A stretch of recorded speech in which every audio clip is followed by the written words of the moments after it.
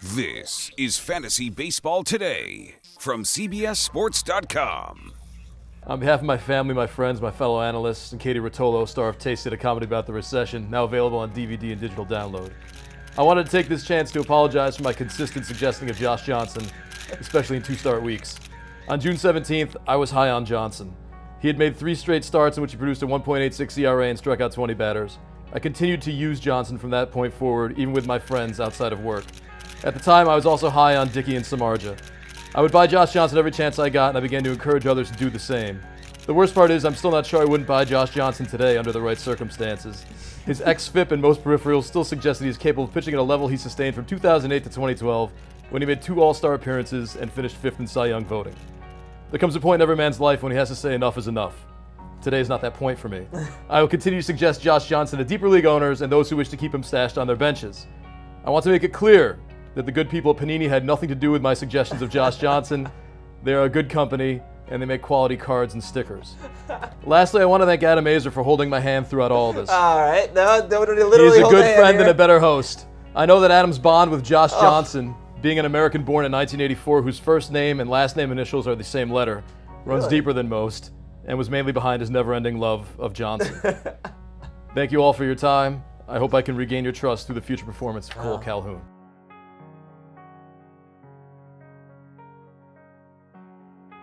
My name is Adam Azer, and I am a Josh Johnson abuser. My Josh Johnson using began in mid-June after Johnson allowed 1 earned run in 7 innings against the Giants. As many of you know, I only pick up players and start them, then violently defend their merits across the media, in which I star every single day after they have good games. As you all know, I am a man of many talents.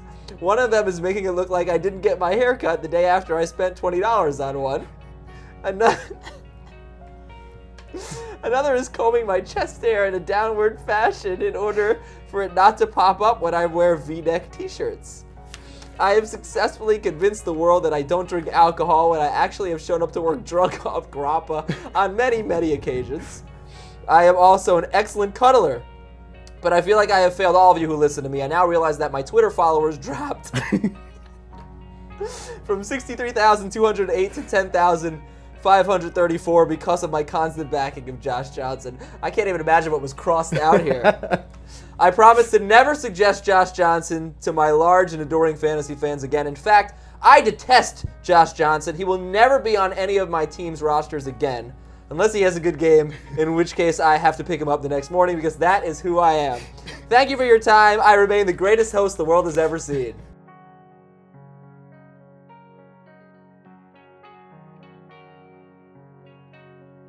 I would like to address a situation that's been going on for far too long and take the responsibility that is duly mine.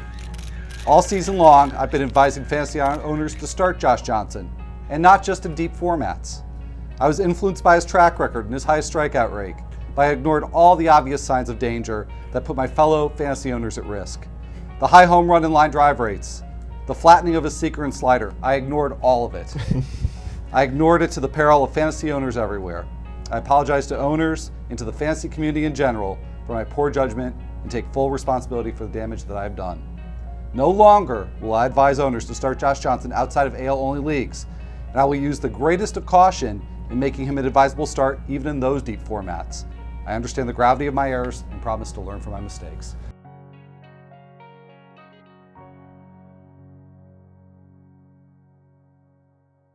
Recently, it has come to my attention that Josh Johnson is not good.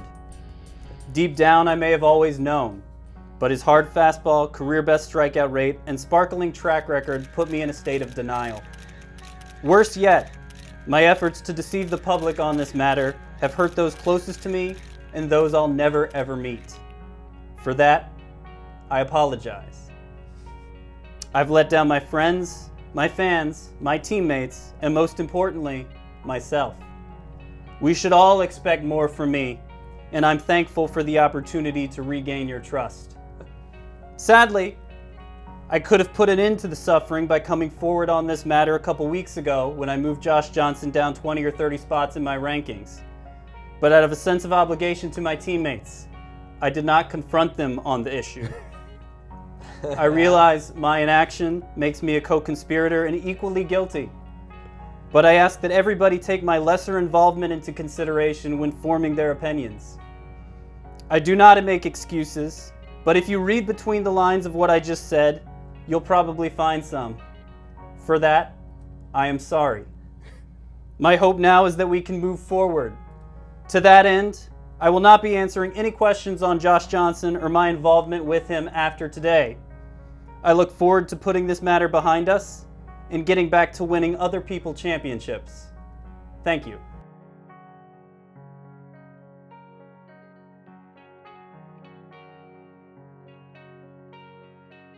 This is the official statement of the social media department. On behalf of the editors, analysis, and production staff, we at CBSSports.com Fantasy News would like to offer our sincere apologies for continually advising the use of Josh Johnson. Personally, I have authored numerous tweets, Facebook comments, direct messages, and Google Plus things that put fantasy owners at the mercy of Johnson and his 6.60 ERA. These pieces of advice were almost assuredly the opinions of Al Scott and Nando, just saying. But still, I acknowledge and regret the pain we have put Johnson owners through this season, except for Week 12 when he had 38 fantasy points. Didn't hear anyone complaining then.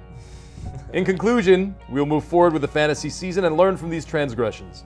We ask that you forgive our Josh John sins and that you continue to seek our counsel on all things fantasy baseball.